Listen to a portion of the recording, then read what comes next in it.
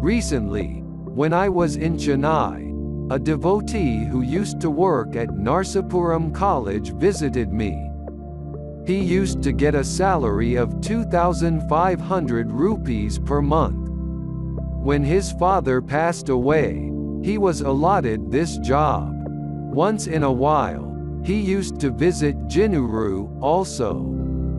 Once I asked him, "Why don't you get married?" He replied, "I have to look after my mother. If I get a wife, I have to feed her too. Now I can look after my mother. So why should I get married?"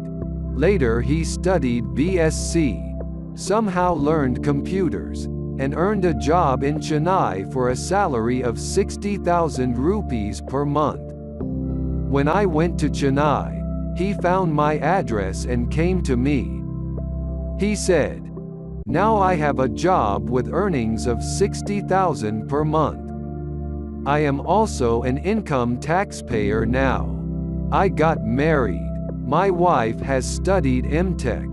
She is also looking for a job. Probably by the end of next month, she will get a job."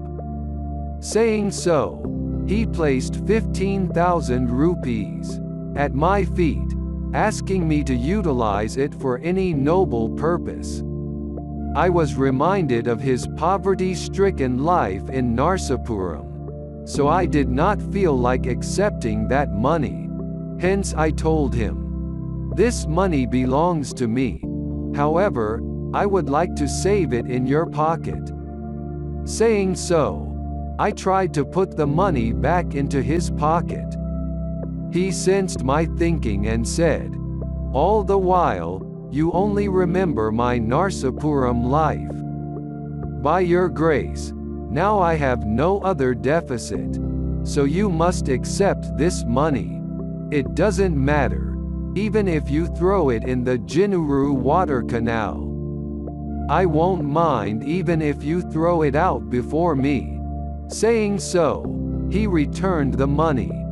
Then I accepted the money and donated it to the new Saraswati Shishu Mandir school in Palakalu.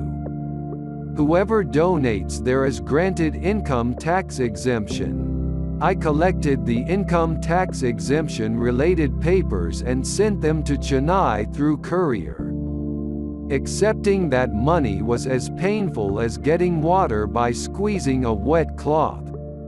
It is because he was in a painful situation, saying, "How shall I feed my mother?" He used to work very hard in Narsapuram for the sake of that meager salary. Those days of hardship remain in my memories. When he said, "Throw this money into the Jinuru water canal," I accepted that money from him. I am narrating all this to mention his noble-heartedness and noble thinking. Later he brought his mother and wife to Chennai railway station and showed them to me. His wife also got her first job for a salary of 40,000 per month. Somehow he was destined to become a millionaire, and he did become so. All this is not due to his intelligence. It is all God's will. We are only eligible to stand there wherever God makes us stand. In God's decree, not even a full stop or a comma can be changed. Therefore, when God's will is made as your will, all your sorrow will become bliss. God's will drives the entire creation. This has to be understood. Whatever path you tread upon, you must understand this. You can become blissful only if this sentence is understood. Else, you are left with nothing else other than sorrow.